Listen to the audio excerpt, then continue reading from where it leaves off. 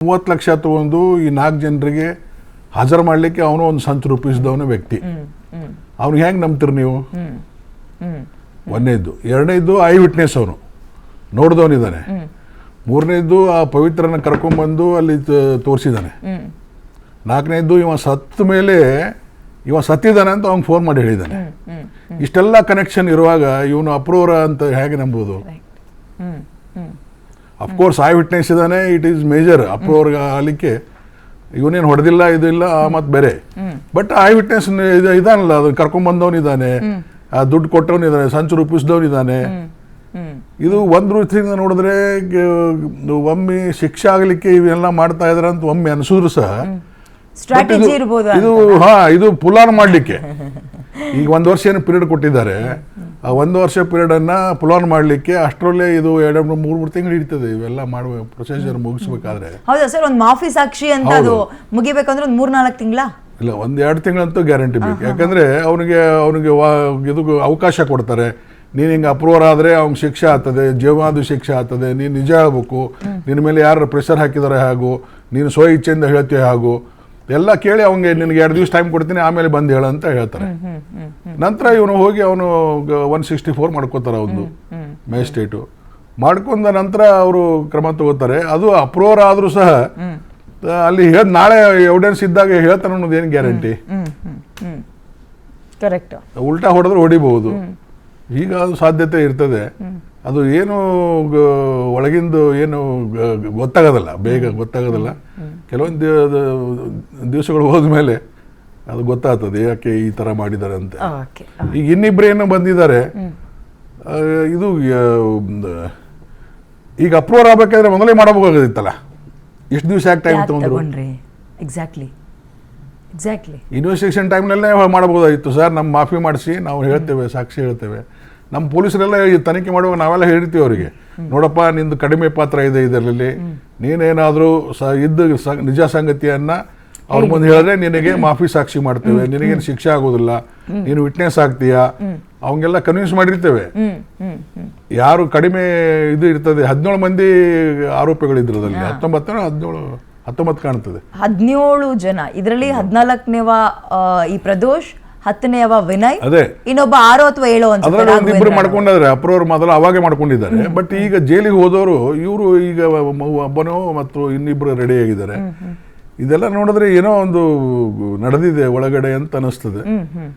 ಅಥವಾ ಕನೆಕ್ಷನ್ ಆಗಲಿ, ಇವನು ಜೈಲಿಗೆ ಹೋಗ್ಲಿ ಅನ್ನೋ ಉದ್ದೇಶದಿಂದನೂ ಇದ್ರೂ ಇರಬಹುದು, ಹಾಗೂ ಇರಬಹುದು. ಅಥವಾ ಇವನು ಪುಲಾನ್ ಮಾಡಿ ಇವನು ಹೊರಗೆ ಬರಲಿ, 1 ವರ್ಷದಲ್ಲಿ ಇದು ಮುಗಿಯೋದಿಲ್ಲ. ಯಾಕಂದ್ರೆ ಸುಪ್ರೀಂ ಕೋರ್ಟ್ 1 ವರ್ಷ ಟಾರ್ಗೆಟ್ ಕೊಟ್ಟಿದೆ ಅವರಿಗೆ. ಬೇಗ 1 ವರ್ಷದಲ್ಲಿ ಕೇಸನ್ನು ಇತ್ಯರ್ಥಪಡಿಸಬೇಕು, ಎಲ್ಲ ಸಾಕ್ಷಿಗಳನ್ನು ನೀವು ಎಕ್ಸಾಮ್ ಮಾಡಬೇಕು, ಬೇಗ ಮುಗಿಸಿ ಇದನ್ನ ತೀರ್ಮಾನವನ್ನ ಬೇಗ ಕೊಡಬೇಕು ಅಂತ ಅವರು ಕಂಡೀಷನ್ ಹಾಕಿದ್ದಾರೆ. ನನ್ನ ಲೆಕ್ಕದಲ್ಲಿ ನೋಡಿ 267 ಜನ ಸಾಕ್ಷಿದಾರ ಇದ್ದಾರೆ ಇದರಲ್ಲಿ. ಒಂದು 10 ಜನ ಸಾಕ್ಷಿಗಳನ್ನ ಮುಗಿಸಿದ್ದಾರೆ. 10 ಜನ ಮುಗಿಸ್ಬೇಕಾದ್ರೆ ಇವರು 7 ತಿಂಗಳ ಟೈಮ್ ತಗೊಂಡಿದ್ದಾರೆ. ಇನ್ನು ಉಳಿದೋರ್ದು ಗತಿ ಏನು? ಉಳಿದೋರು ಹೋಲಿ 257 ಇದ್ರೂ ಸಹ ಅದರಲ್ಲಿ ಫಾಲ್ತುಗಳ ಸಾಕ್ಷಿ ಇರ್ತವೆ, ಯಾವ ಇಂಪಾರ್ಟೆಂಟ್ ಸಾಕ್ಷಿ ಇರೋದಿಲ್ಲ. ಯಾರು ಪ್ರಾಸಿಕ್ಯೂಟರ್ ಇರ್ತಾರೆ ಅವರು ಒಂದು ಲಿಸ್ಟ್ ಮಾಡ್ತಾರೆ, 267 ಜನನೂ ತಗೊಳ್ಳೋದಿಲ್ಲ. ನಾವು ಪೊಲೀಸರೆಲ್ಲ ಬಿದ್ದಿದ್ದೆಲ್ಲ ಕೂಡಿ ಹಾಕಿರ್ತೀವಿ. ಬಟ್ ಅವರು ಅದರಲ್ಲಿ ಸ್ಕ್ರೂಟಿನಿ ಮಾಡ್ತಾರೆ, ಯಾವುದು ಇಂಪಾರ್ಟೆಂಟ್ ಇದೆ, ಯಾವುದು ಅನ್ವಾಂಟೆಡ್ ಇದೆ, ಅವನ್ನೆಲ್ಲ ಡ್ರಾಪ್ ಮಾಡಿಸ್ತಾರೆ. ಯಾಕಂದ್ರೆ ಟೈಮ್ ಇದು ಇರೋದಿಲ್ಲ ಅದರಲ್ಲಿ. ಇವರು ಸುಪ್ರೀಂ ಕೋರ್ಟ್ ಟೈಮ್ ಲಿಮಿಟ್ ಹಾಕಿದೆ. ಸೊ ಅನವಶ್ಯಕವಾಗಿ ಟೈಮ್ ಹಾಳಾತ ಅಂತ ತಿಳ್ಕೊಂಡು ಡ್ರಾಪ್ ಮಾಡಿ ಮಿನಿಮಮ್ ಅಂತೂ ಒಂದು 50 ಅಂತೂ ಮಾಡಬೇಕು ಇವರು. 257ದಲ್ಲಿ ಒಂದು 50 ಅಂತೂ ಮಾಡಲೇಬೇಕಾಗ್ತದೆ. ಸೊ 50 ಮಾಡಲಿಕ್ಕೆ ಆದರೆ ಟೈಮ್ ತಗೋತದೆ. ಅದಕ್ಕೆ ಟೈಮ್ 1 ವಾರ. ಅದು ನೋಡಿ, ವಕೀಲರ ರಜಾ ಹೋಗಿರ್ತಾನೆ, ಜಡ್ಜರ ರಜಾ ಹೋಗಿರ್ತಾನೆ, ಅದೋ ಯಾವನೋ VIP ಸಾಯ್ತಾನೆ, ಕೋರ್ಟ್ ಅಡ್ಜರ್ನ್ ಆಗ್ತದೆ, ಆರೋಪಿ ಬರೋದಲ್ಲ, ಅಥವಾ ಆರೋಪಿ ವಿಡಿಯೋ ಕಾನ್ಫರೆನ್ಸ್ ಏನೇನೋ ಒಟ್ಟು ಯಾವುದೊಂದು ನೆಪ ಹೇಳ್ಕೊಂಡಂಗೆ ಅಡ್ಜರ್ಮೆಂಟ್ ಆತಾನೇ ಇರ್ತದೆ. ಬಟ್ ಸ್ಪೆಷಲ್ ಕೋರ್ಟ್ ಆಗಿದ್ರೆ ಅದಕ್ಕೆ ಇದೇ ಒಂದು ಕೇಸ್ ಇರ್ತಿತ್ತು, ಅದನ್ನು ಮಾಡಲಿಕ್ಕೆ ಅನುಕೂಲ ಆಗ್ತಿತ್ತು. ಬಟ್ ಇದು ಜನರಲ್ ಆಗಿ ಎಲ್ಲ ಕೇಸ್ ಜೊತೆಗೆ ಇದು ಅದು ಅಂದರೆ ಹೆಂಗೆ ಉಳಿದೋರು ಯಾಕೆ ಅವ್ರು ಯಾಕೆ ಕೇಳ್ತಾರೆ, ನಮ್ಮದು ತಗೊಳ್ರಿ, ನಮ್ಮದು ಮಾಡಿ ಅಂತ ಹೇಳಿದ್ರು. ಹೀಗಾಗಿ ಪ್ರೆಷರ್ ಆಗಿ ಮಾಡೋದ್ರಿಂದ ಇದು ನನಗೇನು ಡೌಟ್, ಇದು 1 ವರ್ಷದಲ್ಲಿ ಇದು ಕೇಸ್ ಮುಗಿಯೋದಿಲ್ಲ, ಅವ್ನಿಗೆ ಗ್ಯಾರಂಟಿ ಜಾಮೀನು ಸಿಗ್ತದೆ. ಬಟ್ ಈಗ 1 ವರ್ಷ ಸಿಗೋ ಹಾಗಿಲ್ಲ ಅಂತಿತ್ತಲ್ಲ ಸರ್ ದರ್ಶನ? ಅದೇ ಮುಗಿತದಲ್ಲ, ಆಲ್ರೆಡಿ ಈಗ 3 ತಿಂಗಳು ಆಯ್ತು. ಈಗ ಇನ್ನೊಂದು 9 ತಿಂಗಳ ಎಷ್ಟು ಟೈಮ್ ಹೋಗೋದು? 9 ತಿಂಗಳಲ್ಲಿ ಎಷ್ಟು ಸಾಕ್ಷಿ ಮಾಡ್ತಾರೆ ಇವರು? ಎಷ್ಟು ಸಾಕ್ಷಿ ಮಾಡ್ತಾರೆ? 3 ಜನನು ನಾನು ನಾನು ನಾನು ಅನ್ಕೊಂಡು ಬರ್ತಾ ಇದ್ದಾರೆ. ಇವರು ನಾನು ಅಂತ ಇವರು ಒಂದು ಡೈವರ್ಟ್ ಮಾಡ್ತಾ ಇದ್ದಾರೆ. ಸೊ ಇವ್ರು ಮೊದಲು ಇಂಪಾರ್ಟೆನ್ಸ್ ಇವ್ರು ತಗೋಬೇಕಾಗ್ತದೆ, ಅಪ್ರೂವರ್ಸ್ದು ಇವ್ರು ಸ್ಟೇಟ್ಮೆಂಟ್ ತಗೋಬೇಕಾಗ್ತದೆ. ಅದಕ್ಕೆ ಒಂದು 10 ದಿವಸ ಅಲ್ಲಿ ಟೈಮ್ ಹೋಗ್ತದೆ. ಹೀಗಾಗಿ ಡಿಲೇ ಮಾಡುವಂತ ಉದ್ದೇಶನೂ ಇರ್ಬೋದು, ಅಥವಾ ಕನ್ವಿಕ್ಷನ್ ಮಾಡಿಸುವಂತ ಉದ್ದೇಶನೂ ಇರ್ಬೋದು. ಎಸ್, ಬರ್ತೀನಿ ಸರ್ ನಾನು ನಿಮ್ಮ ಹತ್ರ. ನಿವೃತ್ತ ACP ಆಫೀಸರ್ ಚಲಪತಿ ಅವರು ಕೂಡ ನಮ್ಮ ಸ್ಟುಡಿಯೋದಲ್ಲಿ ಜಾಯ್ನ್ ಆಗಿದ್ದಾರೆ. ಸರ್ ನಮಸ್ಕಾರ, ಕಾರ್ಯಕ್ರಮಕ್ಕೆ ಸ್ವಾಗತ. ತಮ್ಮ ಫಸ್ಟ್ ಓಪನಿಂಗ್ ಕಾಮೆಂಟ್ ತಗೋಬಿಡ್ತೀನಿ ಸರ್. ನನ್ನೆಯಿಂದ ಆಗ್ತಾ ಇರೋ ಅಪ್ಡೇಟ್ ಆ್ಯಂಡ್ ಅಭಿಮಾನಿಗಳು ಚರ್ಚೆ ಮಾಡ್ತಾ ಇರೋದು ಇವನ್ನೆಲ್ಲ ನೋಡಿದಾಗ ಏನು ಅನ್ಸುತ್ತೆ? ಓವರಾಲ್ ನಾನು ಹೇಳೋದಾದರೆ, ನಾವು ಕಲ್ಪನೆ ಮಾಡಿ ಮಾತಾಡಿದ್ರೆ ತಪ್ಪಾಗ್ತದೆ. ಊಹಾಪೋಹದಲ್ಲಿ ಅಥವಾ ಕಲ್ಪನೆಯಲ್ಲಿ ನಾವು ಯಾವುದೇ ನಿರ್ಧಾರ ಅಥವಾ ಡಿಸಿಷನ್ ತಗೋಬಾರ್ದು. ಸೊ ಈಗೇನು ನಾವು ಈ ಸ್ವಇಚ್ಛಾ ಹೇಳಿಕೆ ನಾನು ನ್ಯಾಯಾಧೀಶ ಮುಂದೆ ಕೊಡ್ತೀನಿ ಅಂತ ಬಂದಿದ್ದಾರಲ್ಲ, ಇವರು ಏನು ಹೇಳ್ತಾರೆ ಅನ್ನೋದ್ರ ಮೇಲೆ ಡಿಪೆಂಡ್ ಆಗುತ್ತೆ. ಒಂದು ನನ್ನ ಅನಿಸಿಕೆ, this case will end in conviction.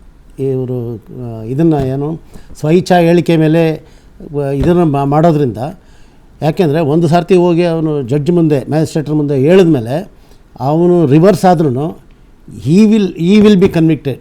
ಬೇರೆಯವ್ರಿಗೆಲ್ಲ acquit ಆದ್ರೂ he will be convicted. That is ಹೌದು. ಇದು ಒಂಥರ ಡಬಲ್ ಎಡ್ಜೆಡ್ ಸ್ವರ್ಡ್ ಇದ್ದಂಗೆ. ಅದು ಬೇರೆಯವ್ರಿಗೆ ಕುಯ್ಯುತ್ತೆ ಅಂತ ತಿಳ್ಕೊಬೇಡಿ. ಈಗ ಇವನು ಏನು ಸ್ವಇಚ್ಛಾ ಹೇಳಿಕೆ ಹೇಳ್ತಾನೆ, ಇವನಿಗೂ ಅದು ಕುಯ್ಯುತ್ತೆ ಆ ಕತ್ತಿ. ಅದು ಏನಾದರೂ ರಿವರ್ಸ್ ಆದರೆ ಆತ ರಿವರ್ಸ್ ಆಗಿ ಕೋರ್ಟ್ನಲ್ಲಿ ಟ್ರಯಲ್ ಬಂದಾಗ, ಸೊ ಹಾಗಾಗಿ ಇದು ತುಂಬ ಸೂಕ್ಷ್ಮವಾದ ವಿಚಾರ ಆಗಿರೋದ್ರಿಂದ ನಾವು ಊಹಾಪೋಹದ ಮೇಲೆ ಅಥವಾ ಏನಾದಮೇಲೆ, ಬಟ್ ಅವರು ಕೋರ್ಟ್ನಲ್ಲಿ ಹೇಳಿದ್ಮೇಲೆ ನಾವು ಒಂದು ಸ್ಥಿತಿಗೆ ಒಂದು ತೀರ್ಮಾನ ತಗೋಬೋದು, ಇದು ಹಿಂಗಾಗ್ಬೋದು ಅಂತ. ಬಟ್ ಏನು ಅವ್ರು ಹೇಳ್ದಿರ ಮಾಡ್ದಿರ. ಆಮೇಲೆ ಈಗ ಸೆಷನ್ಸ್ ಕೋರ್ಟಲ್ಲಿ ಅವರು ಅಪ್ಲಿಕೇಶನ್ ಕೊಟ್ಟಿದ್ದಾರೆ. ಸೆಷನ್ಸ್ ಕೋರ್ಟ್ ಜಡ್ಜು ಸಾಮಾನ್ಯ ಇದನ್ನು ಮಾಡೋದಿಲ್ಲ. ಯಾಕೆಂದರೆ ಯಾರು ಟ್ರಯಲ್ ಮಾಡ್ತಾರೋ ಅವ್ರು ಏನಾದರೂ ಅವ್ರ ಮುಂದೆ ಸಾಕ್ಷಿ ಆದರೆ ಅವ್ರಿಗೆ ಮತ್ತೆ ಟ್ರಯಲ್ ಮಾಡೋದಕ್ಕೆ ಅಧಿಕಾರ ಇರೋದಿಲ್ಲ. ಸೊ ಇದನ್ನು ಇಂಡಿಪೆಂಡೆಂಟಾಗೇ ಮಾಡಬೇಕು. ಸಾಮಾನ್ಯವಾಗಿ ಇದನ್ನು CMM ಕಳಿಸ್ಕೊಡ್ತಾರೆ ಫೈಲ್ ಅಲ್ಲಿ ಹೋಗಿದ ತಕ್ಷಣ ಅದಕ್ಕೊಂದು ಕ್ರಿಮಿನಲ್ ಮಿಸ್ಲೆನಿಯಸ್ ಕೇಸ್ ನಂಬರ್ ಅಂತ ಕೊಡ್ತಾರೆ. ಒಬ್ಬೊಬ್ರಿಗೆ ಒಂದೊಂದು ನಂಬರು. ಅದ್ರ ಮೇಲೆ ಅವರೂ ಮಾಡೋದಿಲ್ಲ, ಅವರು ಸಬಾರ್ಡಿನೇಟ್ ಕೋರ್ಟ್ ಕಳಿಸ್ತಾರೆ. ಸೊ ಈ ಪ್ರೋಸೆಸ್ಸಲ್ಲಿ ಆಗಿ ಅವರು ಹೋದ್ಮೇಲೆ ಅವ್ರನ್ನ ಖುದ್ದಾಗಿ ಕರೆಸ್ಕೊಳ್ತಾರೆ ಕೋರ್ಟ್ಗೆ. ಇದು ನಿಮ್ಮ ವಿಡಿಯೋ ಕಾನ್ಫರೆನ್ಸು ಹಿಂಗೆಲ್ಲ ಮಾಡೋದಿಲ್ಲ. ಖುದ್ದಾಗಿ ಕರೆಸ್ಕೊಂಡು, ನೋಡಪ್ಪ ನೀನು ಹಿಂಗೆ ಹೇಳ್ತೀನಿ ಅಂತ ಹೇಳಿದ್ಯಾ, ಇದು ನಾಳೆ ನಿನಗೆ ನೋವು ಕೊಡ್ಬೋದು, ತೊಂದರೆ ಕೊಡ್ಬೋದು. ಸೊ ಹಿಂಗೆ ಆಗಲಿಕ್ಕೆ ಆಗೋದಿಲ್ಲ, ನೀನು ಯೋಚನೆ ಮಾಡಿ ನಿನ್ನ ಸಾಕ್ಷಿ ಹೇಳೋದಕ್ಕೆ ಮುಂದೆ ಬಾ ಅಂತ ಹೇಳಿ ಆತನಿಗೆ ಮನವರಿಕೆ ಮಾಡಿ ಇದರದ ಮಹತ್ವ ಏನು, ಈ ಸೆಕ್ಷನ್ದು, ಇದು ಈ ಹೇಳಿಕೆ ಪಡೋದ್ರಿಂದ ಒಳ್ಳೆಯದೇನಾಗುತ್ತೆ ಕೆಟ್ಟದಾಗುತ್ತೆ ಮ್ಯಾಜಿಸ್ಟ್ರೇಟ್ರು ಅವ್ರಿಗೆ ಎಕ್ಸ್ಪ್ಲೈನ್ ಮಾಡಿ ಹೇಳ್ತಾರೆ. ಸೊ ಹೇಳ್ಬಿಟ್ಟು ಆತನಿಗೆ ಒಂದು ದಿವಸ 2 ದಿವಸ 3 ದಿವಸ ಇವ್ರನ್ನ ಬೇರೆಯವ್ರ ಜೊತೆ ಸೇರ್ಸೋಕೋಬೇಡಿ, ಸಪ್ರೇಟಾಗಿ ಇಡಿ ಅಂತ ಡೈರೆಕ್ಷನ್ ಕೊಟ್ಟು ಜೈಲ್ ಅಥಾರಿಟೀಸಿಗೆ ಕೊಟ್ಟು ಕಳಿಸ್ತಾರೆ.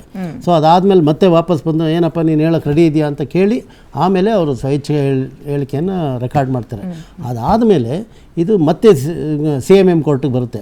ಯಾಕೆಂದರೆ ಮನ್ನಾ ಮಾಡಬೇಕಾದ್ರೆ CMM ಅವರು ಮತ್ತೆ ಹಿಯರ್ ಮಾಡಿ ಪಬ್ಲಿಕ್ ಪ್ರಾಸಿಕ್ಯೂಟ್ರನ್ನ ಕೇಳ್ತಾರೆ, ಏನಪ್ಪ ನಾವು ಇದನ್ನು ನಿಮಗೆ ಪೂರಕವಾಗಿ, ನಿಮಗೆ ಈ ಸಾಕ್ಷಿ ಹೇಳಿರೋದು ಪೂರಕವಾಗಿ ನಿಮಗೆ ಕನ್ವಿಕ್ಷನ್ ಮಾಡಲಿಕ್ಕೆ ಅಥವಾ ನಿಮಗೆ ಸಪೋರ್ಟ್ ಮಾಡಿದರೆ ಇವನಿಗೆ ಮನ್ನಾ ಮಾಡ್ಬೋದು ಅಂತ ಕೇಳ್ತಾರೆ. ಹೌದು, ಮನ್ನಾ ಮಾಡ್ಬೋದು ಅಂತ ಅಂದಾಗ ಮಾತ್ರ he will be given the status of witness. ಯಾಕೆಂದರೆ ಯಾವುದೇ ಅಪರಾಧಿಗಳನ್ನ ಕೋರ್ಟ್ನಲ್ಲಿ ನಾವು ವಿಟ್ನೆಸ್ ಆಗಿ ಟ್ರೀಟ್ ಮಾಡೋದಿಲ್ಲ. ಬಟ್ ಇದೊಂದೇ ಒಂದು ಪೆಕ್ಯುಲರ್ ಸರ್ಕಮ್ಸ್ಟೆನ್ಸಸ್. ಸ್ವಇಚ್ಛಾ ಹೇಳಿಕೆಯನ್ನು ನ್ಯಾಯಾಧೀಶರ ಮುಂದೆ ಕೊಟ್ಟಾಗ ಅಂಡರ್ ಸೆಕ್ಷನ್ 162 CRPC ಪ್ರಕಾರ, ಅಂಡರ್ ಸೆಕ್ಷನ್ 306 CRPC ಪ್ರಕಾರ ಅವನಿಗೆ ಮನ್ನಾ ಮಾಡಿ, ಅದು ಅಧಿಕಾರ ಇರೋದು CMM ಮಾತ್ರ ಒಬ್ಬರಿಗೆ ಇರೋದು, ಬೇರೆ ಇನ್ಯಾವ ಹಿರಿಯ ಜುಡಿಷಿಯರಿಗೂ ಅಧಿಕಾರ ಇರೋದು. ಬರ್ತೀನಿ.